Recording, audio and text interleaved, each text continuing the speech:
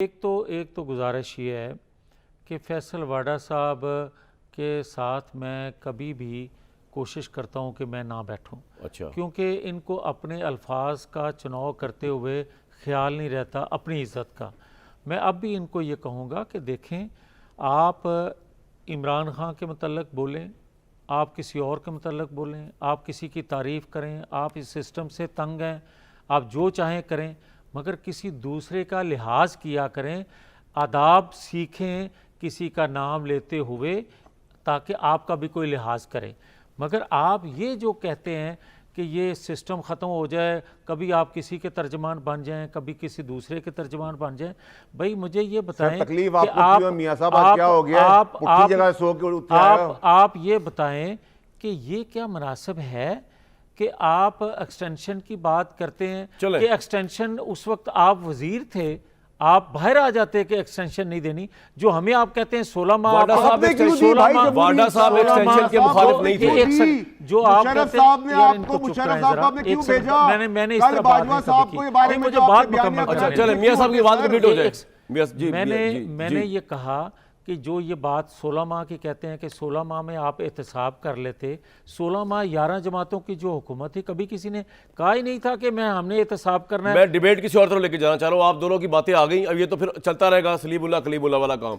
वाडा साहब की भी आ गई, मैं जरा वैसा पर जाऊँगा। वैसा साहब डिस्कशन को जरा मैं चेंज कर देता हूँ, आपने एक नई जहत खोल दी।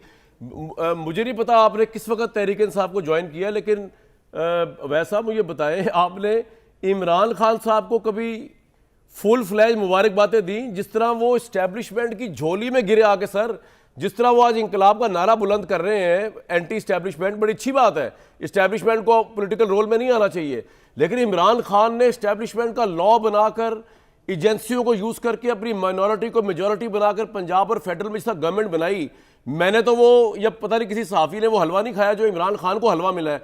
उस पर आपने कभी सवाल किया? आप इतने अपराइट, और मैं तंजन नहीं कह रहा, आपने शायद तंज बोला हो, मैं आपको हकीकतन, आप अपराइट लॉयर हैं, सीनियर लॉयर हैं, कॉन्स्टिट्यूशनलिस्ट हैं, जिस तरह दस्तूर आयन की तह देख इमरान खान ने किया है, बाजवा साहब की झोली में गिर के और उनकी मदद से हुकूमत चला के, बना के, लोगों को जोदोकोब करके, उसके मुतालिक आपने कभी सवाल उठाया?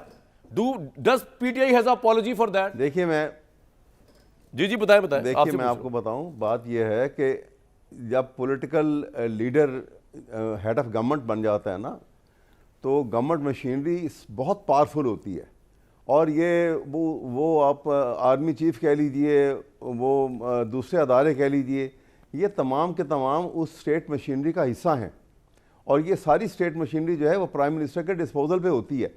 इसलिए प्राइम मिनिस्टर जो है वो, सर, दुनिया में कोई ऐसा प्राइम मिनिस्टर है जो इक़्तिदार से उतरने के बाद कहे कि आर्मी चीफ सुपर किंग था, मेरे हाथ में था ही कुछ नहीं? जब ये इस्तेमाल से तजावुज करने लगे हैं तो झगड़ा हो गया।